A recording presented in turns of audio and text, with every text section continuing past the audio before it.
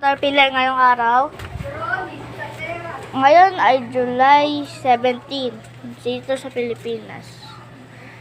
At yung caterpillar, kung inaalagaan, malapit na siguro siya mag-pupa. Pero hindi ko pa alam eh. Bukas titignan ulit natin siya. Update sa caterpillar pala yung bago nating series. Halos magiging malapit na siya maging butterfly.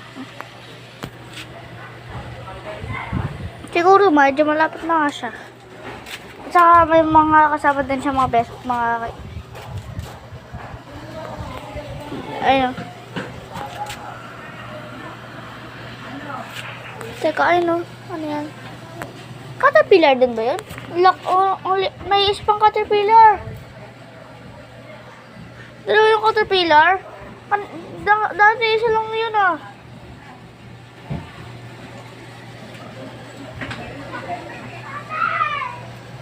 At tuloy na wala yung mga peste.